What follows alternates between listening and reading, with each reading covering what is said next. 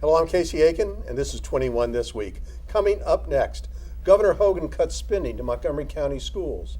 County Council passes new taxes. Why did voters revolt in Chevy Chase? And is there a race war in Baltimore? Stay tuned. Our panel of insiders will give you the story behind the story. We're joined by Democrat Sam Statland, past chairman of the Montgomery County Republican Central Committee, Mark Uncapher, former state senator Gene Roesser, and political strategist Susan Heltemes. Stay tuned for these stories and more on the next 21 This Week.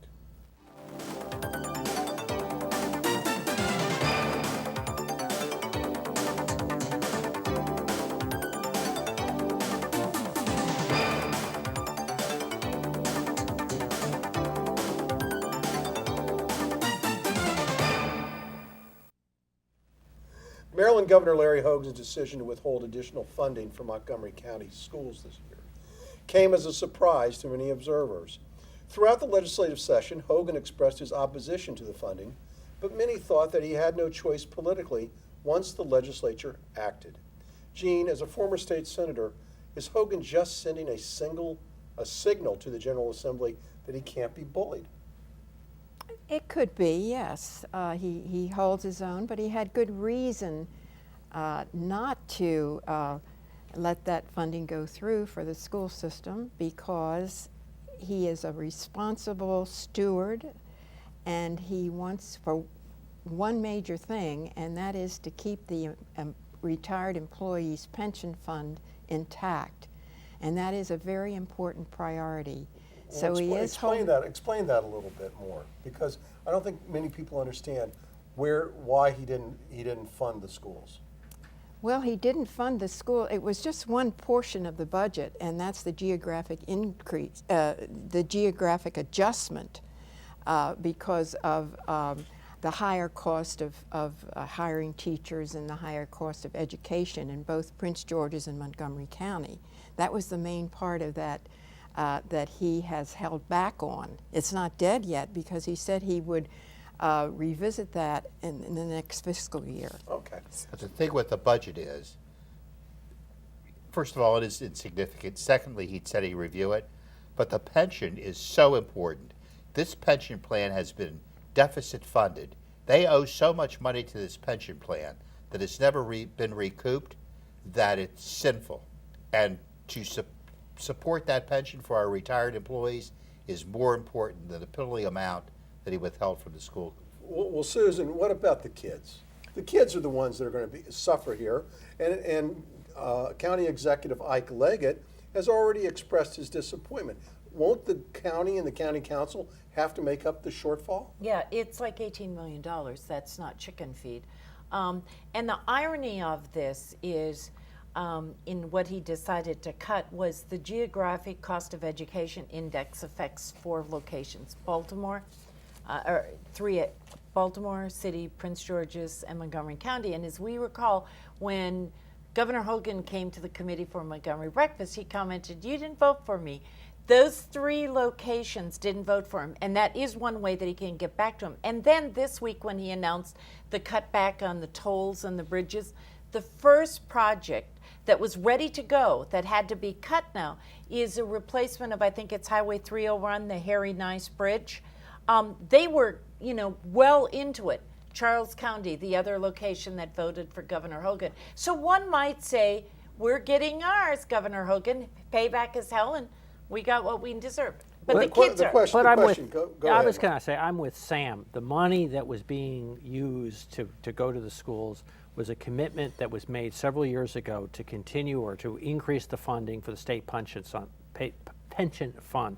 The employees gave up money, but the quid pro quo, the deal was that the state would match it. Originally, it was $300 million. They've whittled it down, and now this was like they're going to go from $150 to $75 million. The state should honor that commitment that it made years ago as part of the reform. Susan, the Washington Post just this past week talked about the fact that the state pension fund is a growing danger. It And that isn't. Governor Hogan has to act responsibly in keeping it funded properly. I know he does, but the problem is, and acting superintendent Bowers several months ago said there's going to be like 370 layoffs in the county, in the school Let me ask system. you a question. Out of the 18 million that was withheld, how much did he spend in that same category? I don't know.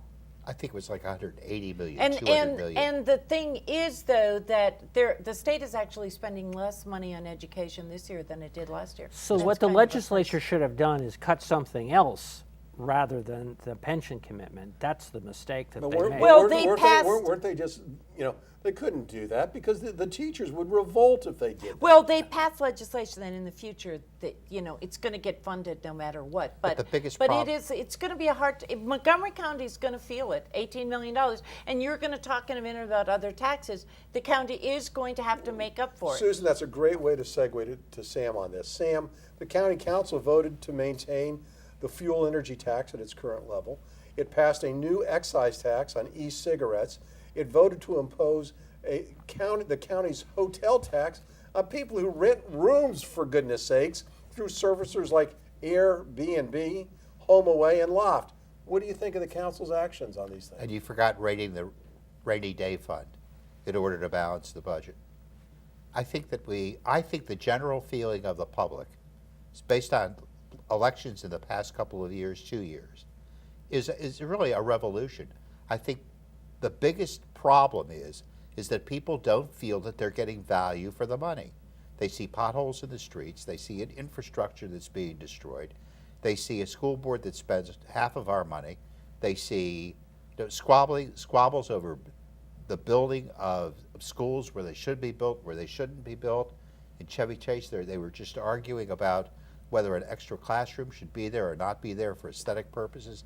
I mean, this is the whole thing. So I think that we tend to over-govern. I think that's where we are now. and I they- think the voters are going to, you'll see, kind of another But voter the revolution. one thing, though, that cuts people from smoking are taxes on cigarettes. Yes. And although this is unique to Montgomery County, there is a concern, and a growing concern, and a real concern, that young kids are starting to smoke now e-cigarettes, and everything is showing that they're moving on to cigarettes. So in that one, and when you talk about Airbnb, you say a room, people are renting whole houses, and they're making a lot of money, Casey, thousands and thousands of Oh dollars. my But by gosh, this- they're making money, and the state isn't getting its cut. No, Oh this my is the goodness, county. The county isn't getting. It's not that much sacre money. bleu. It's That's just- 18 that is million we That's got to ter- make up for, Casey. But also they found money for pay raises for county employees. We gave county public employees, not the teachers,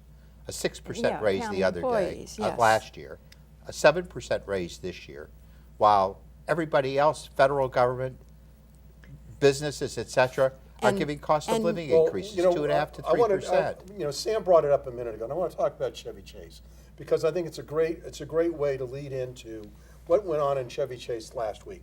A strange thing happened in the town of Chevy Chase in their election last week. 2 incumbents were running for city council unopposed.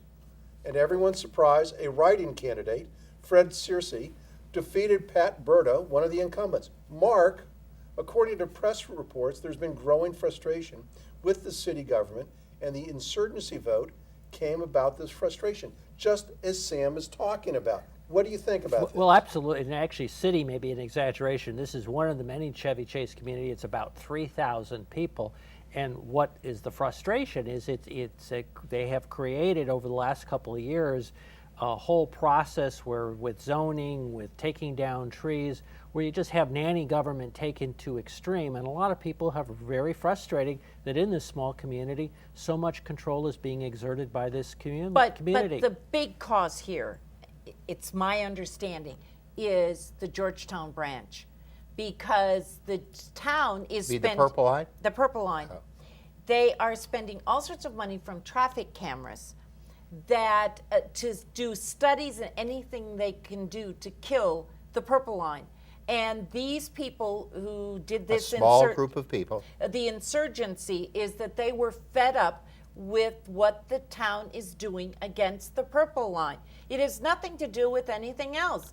They were upset that they were fighting the Purple Line. They now have a majority. Maybe this will stop. But The issue of trees. You're missing the forest for the trees. I mean, Sam is absolutely right. There's a growing frustration. We saw this in the Hogan election last I think November. you're putting too much into it. I No, think I don't. it's about the Purple Line. I think you want to whistle past the No. graveyard. Susan, let's talk about the trees for a second. Once a month, twice a month, I get complaints from people in Chevy Chase where they've had a sewer backup, damage to their gutters, damage to their roofs, and they need to mitigate that. Their insurance company is telling them, you need to get rid of that tree. It's ruining your sewer system. It's destroying your house. So what do? They have this whole rigmarole process to go through to get rid of that tree. They have Can I just talk about, criminal wait a minute, I haven't had a turn I here. want Gene to get in here. I talk about numbers. Think of how few people voted. There was something like 167 to 117 votes for the sitting councilwoman. There were so few votes out there, and I think it was a matter of the incumbent taking for granted that she was just going to win. Sure. That's not unique, but that to me is the real issue here: is how few people really turned this around, and surreptitiously, cleverly, while the incumbent was just sitting on her laurels, and that's why she lost. The whole thing is that there was the audacity. How dare they do that? Well, when you can have write-in votes, that's what it's all Yes. about. Yeah, one of But the comments in the we papers have from an a political Imperial County advocate. Council, which isn't much different than the city I wish we could do Mark, something I was like going that to say, on the one of county the things I level. found striking is here's a community of 3,000 that has criminal penalties for taking down trees in an unauthorized manner. You can go to jail for 6 months. And one of the guys that complained the most about this subversive group getting in with the election, this guy that's been in politics so long, and I guarantee you in certain races that I know about, has done sneaky things as well. And it's Well, not sneaky. It's whether you were a let's- sneaky winner or a I wanna- sneaky but loser. what you talked about, Right. I mean, Roger Berliner has proposed and passed draconian tree removal laws in the county itself, where if you remove a tree, you got to replace a tree, and you got to spend thousands of dollars doing this. This isn't just isolated to the city of Chevy Chase. This is going on across the county. Well, maybe there's hope, surreptitiously. Yes. I understand A you're running for write-in vote. executive, Casey. Is that true? No, Run for cover, I've Casey. already got 3 jobs. I don't need any others. But I think why I wanted to highlight this race, because it tied in with the Hogan election last November. There is growing frustration that people have with their government. They're feeling overtaxed and they're feeling burdened by the strenuous regulations that are being imposed on them. And not getting their money's worth for the taxes they're paying. And in this case, though, the irony is that one of the incumbents worked with the winner. So that says something too, right there. All right, well, we're gonna have to cut it short, because when we come back from this short break, a white man was in Baltimore County was beaten by a gang of black teens for no apparent reason. Is there a race war going on in Baltimore? We'll explore it when we come back.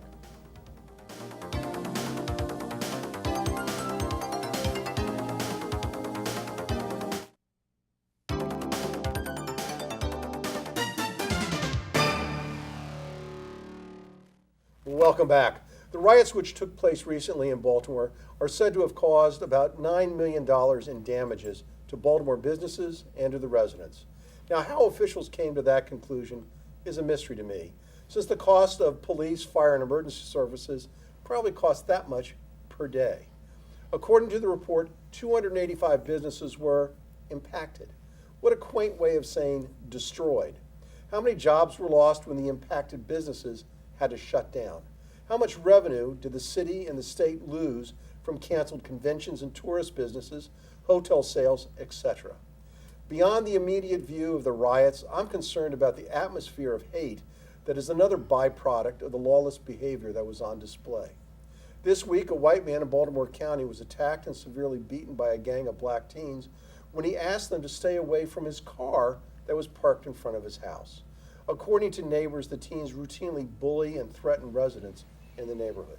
Mark, is there a race war going on in Baltimore? I don't know about a race war, but I think what there is a breakdown in what is the most essential service that a local government provides, which is public safety, of having a police force that people have confidence in, they can hold down crime. And Baltimore has been sorely lacking in that area.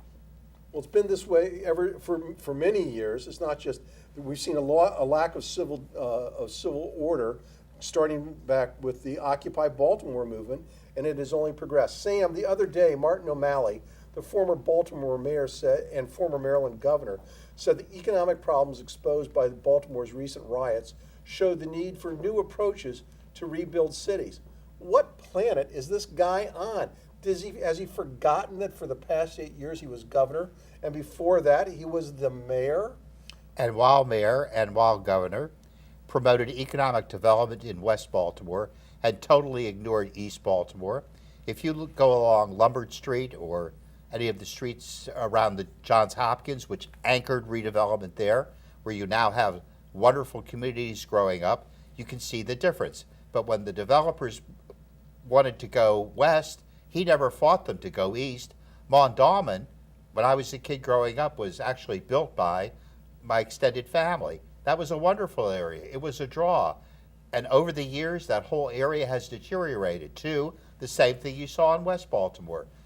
Houses falling apart, no maintenance, no services, people can't shop. The problem It's the is, same way. Susan, why is there so much hate in Baltimore? There isn't hate. There is not hate. There is frustration that has been pent up because that neighborhood looks the way it has been for the last 40 years. And part of it is, Mark hit on it, the communication and the lack of trust in police. And I'm really grateful that the mayor asked the Justice Department to come in, because I think that shows faith. And it is a problem of trust. Gene, the one thing that gets ignored is the lack of political leadership that has occurred in Baltimore. Baltimore has had the same Democratic policies for 60 years. Isn't that partly to blame? Definitely, it's partly to blame because, as you say, it's solid Democrat control. But also, I agree with the others that there's been a real disconnect between the law enforcement and a lack of vision and leadership in these poorer areas to give the people an opportunity to live better lives, to have jobs. Jobs are gone from that area. It's There's a very total sad hopelessness and yes, helplessness. there is. But Susan, political activists are saying that O'Malley is an elitist, and it's the elitist attitude that has caused the problem. No, it goes beyond that. It's a historic thing. When your parents and my parents bought a house, they didn't have a problem. They got a loan. Blacks, which is being studied in Susan. whole red areas, they couldn't even get a house. Susan, you're alluding to what the basic problem is. That's right. The basic problem is that we, in the state of Maryland, maybe more towards Baltimore than here, although I doubt it, are still a racist society. Whether you're Jewish, whether you're black, whether you're Hispanic, you're getting the short end of the stick. Here, the division is 16th Street Northwest Connecticut Avenue.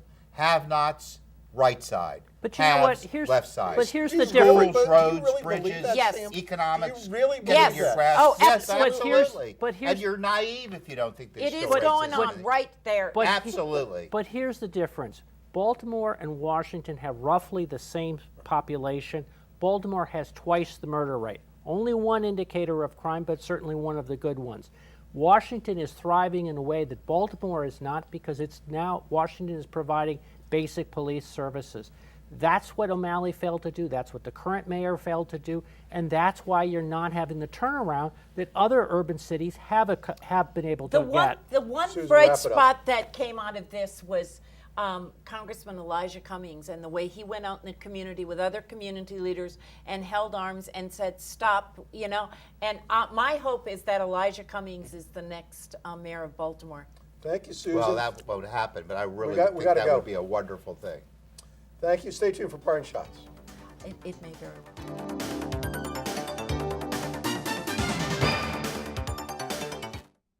going north on the left side of 16. Welcome back. Right. Now with parting shots, Sam Statland. I want to give a really big shout out to the 168 people who voted Councilman Cersei in Chevy Chase. I think that they did a great thing in voting for better governance for the whole community and in the end for Montgomery County. Good job, folks. Thank you, Sam. Mark Uncapher, your parting shot. In the next 2 weeks, County Executive Ike Leggett will be sitting down with Governor Hogan's Transportation Secretary to make the final pitch for the Purple Line. In that conversation, I hope that Secretary Ron makes the question of Ike Leggett of how much faith should he put in the estimates of the same organization that came up with the design for the Silver Spring Transit Center that has also provided the projections that are being used to promote the Purple Line. So are you in favor of it or are you against it, Mark? I am against it. Thank you. Well, I think the Transportation Secretary actually is doing that. They're looking to save money. I think they should. I don't think it's going to come close to the disaster in Silver Spring. Thank you, Sam. That's good. You're welcome. Gene, your parting shot. The Potomac community was saddened this past week by the double murder of Jody and Dick Velarde. The community is really shaken up by this, and I just hope and pray that they find the murderers and give them the justice they deserve and ease the tensions in the community. Thank you, Gene. Susan Heltemes, your parting shot. Two things happened today. We taped this on Friday. First, the county executive, the president of the council, and the head of the council education committee met today with Dr. Andrew Houlihan. He's the chief academic officer of Houston, Texas, the school system there, and he is the #1 choice for our new superintendent. Quite a change. 36 years old, has never been a superintendent before, but has worked with a lot of minority and language different schools. And the other thing that happened today, the Public Service Commission voted to support the purchase of Pepco by Exelon. They came up with a lot of what ifs, but a couple of things that are going to happen is that they have to have better reliability. Each Pepco customer is going to get something like $100 back, so that might be $100 in our pockets. And finally, they have to spend 40-some million in energy efficient programs in Montgomery County and Prince George's County. So it looks like it's moving forward. Thank you, Susan. One of the hardest things that we have to do on this program is sit here and talk about the racial divide in our country.